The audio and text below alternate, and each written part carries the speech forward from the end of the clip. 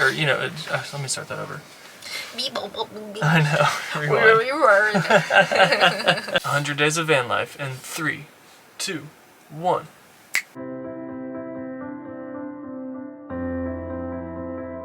Hey, guess what? Chicken butt. Hey, guess what? What? We made 100 days of van life. 100 days Oh in the my van. gosh. Let's just say 100 days goes by really quickly when you're traveling nonstop. If I said, like, where were we this time last week, you have no idea. Right? I have no idea. Or we'll be somewhere and like, oh, last weekend we were in such location and it feels like it was a year ago. So basically week 1.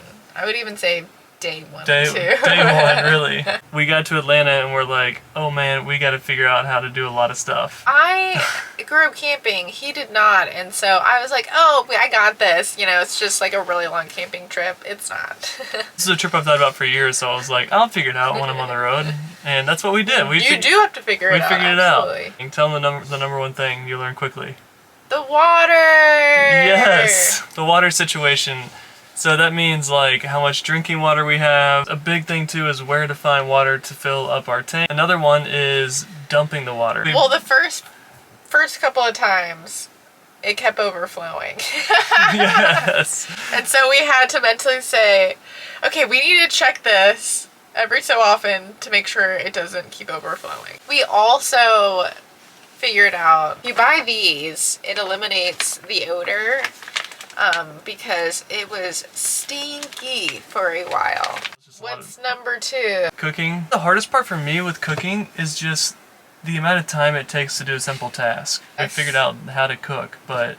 Oh man, our first night on the road, the meal was burnt. Oh man, I burned it to a crisp. I had both burners on and way too hot. All the way up. Yeah. Now we're good at cooking, right? Yeah! Another thing that you had to learn quick was finding some place to sleep.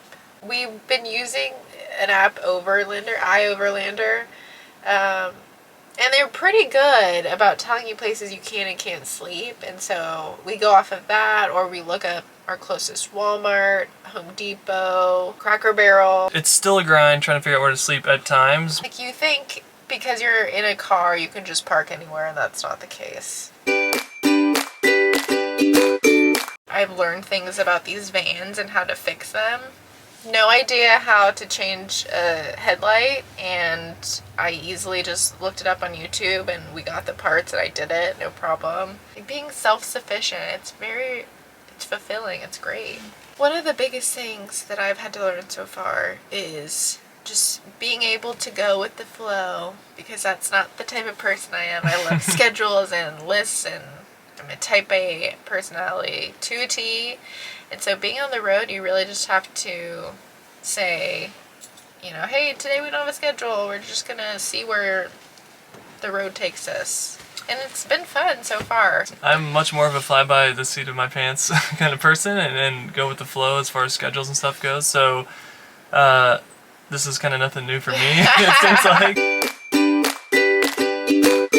One thing I really love is that you just have all your stuff with you at all times, which is so handy. Like, I think about when we sometimes have gotten food to go and they forget sauce, or they forget silverware. I'm like, hey, no big deal, got everything in the van. One of the obvious things is that your home, it just ends up in a lot of really cool places. Even if you do go to different cities to visit, usually it's for vacation and you kind of just stick in one spot, whereas us, we literally get to see the ins and outs, even of places that we probably would never have traveled to. One thing I really like too about van life is that when you're driving from place to place, you really get an appreciation for kind of how a place sits. You get an idea of how crazy Vegas is, that it's just in the middle of the desert. And when you fly into these places, you don't really get that sense, you know, why this place is different geographically than the next.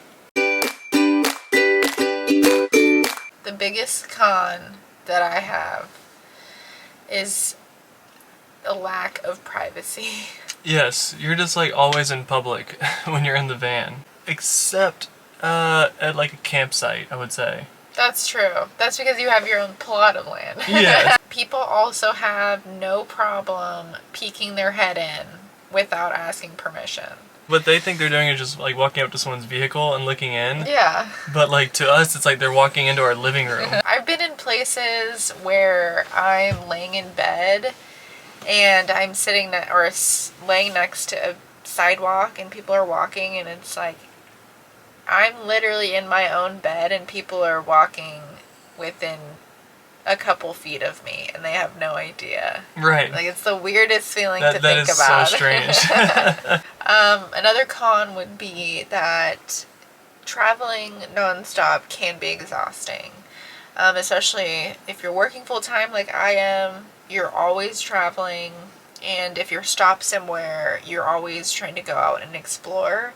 So you really don't have any downtime. You're just kind of go, go, go, go, and then you try to not have your batteries be too depleted to where like you just like need a day to completely rest. So like we try to get better with like building in some rest days. I mean, obviously the space is an obvious con. Like, this is not the biggest thing. You know, if I'm cooking breakfast or dinner or something and like, you know, Mia needs to be on the other side of me, it's like, oh, man. Oh, hold on, excuse me. And it's like, she scoots by, but then it's like, if you forget something on the other side, you're like, oh, hold on 1 second. And then you're going right back across, and you're like, oh, wait, hold on, one more time.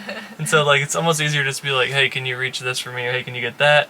Another con at the moment is gas isn't cheap. We do try not to wait until our tank is empty, and that way we have more options. And then we also use the app Gas Buddy to find cheap options in our locations. You know what mine is? Marfa. Yes. I love Marfa. I'm so sad we didn't have a channel yet to show you Marfa. It is such a funky, cool place. In West Texas, or close to that, in the middle of absolute nowhere, a town of like 2,000 people, just funky, quirky, kind of artsy now, and has the Marfa Lights, which if you don't know what that is, check it out. They have a Prada store out there. Yes. It's a fake Prada store. That's just like an art piece, and it's pretty cool. What's your favorite place? I loved Flagstaff. Oh, Flagstaff, duh. It feels like Tahoe, but it's such a cute little town. It's just like a very outdoorsy place. And we actually happened to be there when they were having an Overlander event. So you're surrounded by other people that are traveling the country as well. So I felt very at home there just because of the environment all around.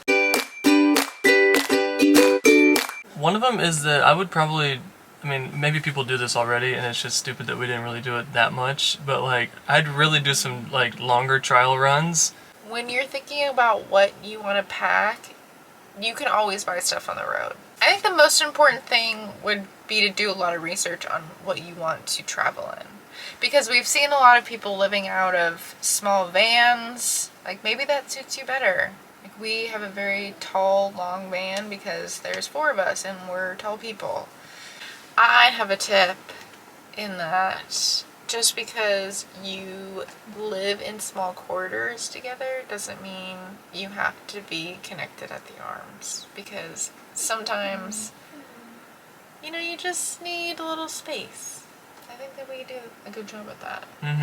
Well, that's all we have for you guys. 100 days. 100 days down. How many more to go? I have no idea. TBD. We'll see where this road takes us. Anyway, thanks for watching, and as always, come along with us on our adventures.